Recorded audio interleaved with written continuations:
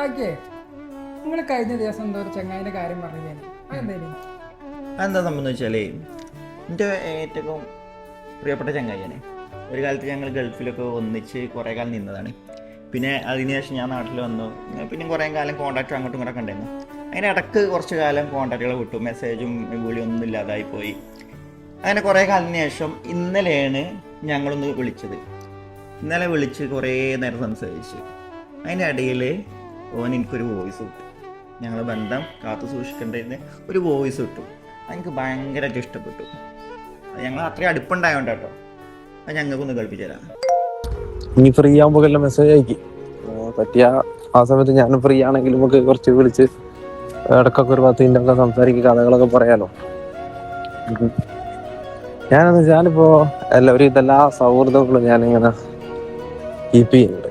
കാരണം ഇനി അങ്ങോട്ടുള്ള നമ്മളെ പ്രായം എന്ന് പറഞ്ഞു കഴിഞ്ഞാൽ 30 വയസ്സൊക്കെ കഴിഞ്ഞ് കഴിഞ്ഞാല് നമുക്ക് നല്ല മനുഷ്യന്മാർക്ക് എല്ലാവർക്കും സൗഹൃദങ്ങൾ കുറയുക.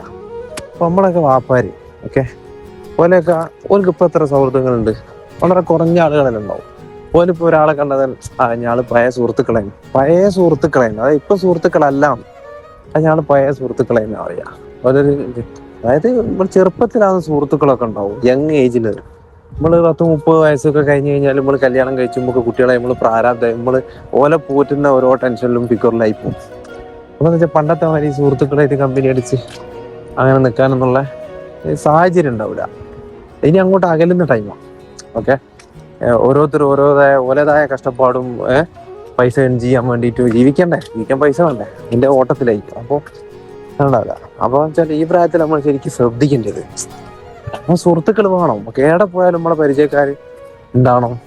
നമ്മളൊരു ഏരിയയിൽ പെട്ടുപോയാൽ ഒരു സ്ഥലത്ത് എത്തിക്കഴിഞ്ഞാൽ ഞാൻ എൻ്റെ നാട്ടിലുണ്ട്, നീ ഇവിടെ എവിടെ ഉണ്ടോ, കാണാൻ പറ്റുമോ, അങ്ങനെ ഉണ്ടല്ലോ. എല്ലാവരുടെയും വേണം ശരിക്കും. എല്ലാവരെയായിട്ടും നമ്മളിങ്ങനെ ബന്ധം നിലനിർത്തണം. നമുക്ക് എന്തെങ്കിലുമൊക്കെ ഒരു ഉപകാരങ്ങൾ അങ്ങോട്ടും ഇങ്ങോട്ടും ഒക്കെ ഉണ്ടാവും. പിന്നെ സുഹൃത്തുക്കൾ ഉണ്ടാകുക എന്ന് പറഞ്ഞാൽ തന്നെ ഭയങ്കര ഒരു റിച്ചാ. കുറെ സുഹൃത്തുക്കൾ ഉണ്ടാകുന്ന പറഞ്ഞാൽ നല്ല ആളുകൾക്ക് കുറെ സുഹൃത്തുക്കൾ ഉണ്ടാവും. ഒരു മോശം വ്യക്തിയെ സംബന്ധിച്ചിടത്തോളം പിന്നെ മോശം മീൻസ് അങ്ങനെ എല്ലാ രീതിയിലും ഒരു നല്ല വർത്താനം ഒന്നും പറയാത്ത ചങ്ങായിക്ക് ആരും കൂട്ടുകൂടാൻ പോകില്ല. ഒരുപാട് ഉദാഹരണങ്ങൾ നമുക്ക് അങ്ങനെയല്ല പറയാം. നമ്മൾ നല്ലൊരു സ്വഭാവമുള്ള ഒരാൾക്ക് കുറെ കൂട്ടുകാരുണ്ടാവും. കാരണം അയാളായിട്ട് അങ്ങനെ ഇതൊക്കെ മെയിൻറ്റെയിൻ ചെയ്ത് അയാള് അങ്ങനെ ഇടപഴകുന്നതിനെ കൊണ്ട് അയാളായിട്ട് തിരിച്ചങ്ങോട്ടും അങ്ങനെ നിൽക്കും. അങ്ങനെ ഒരു ബന്ധം നിൽക്കും. ആ ചങ്ങായി ഓന്റെ വർത്താനം ശരിയില്ല, ഓനെ നൈസ് ഒഴിവാക്കും, ഓന് സുഹൃത്തുക്കൾ കുറയും.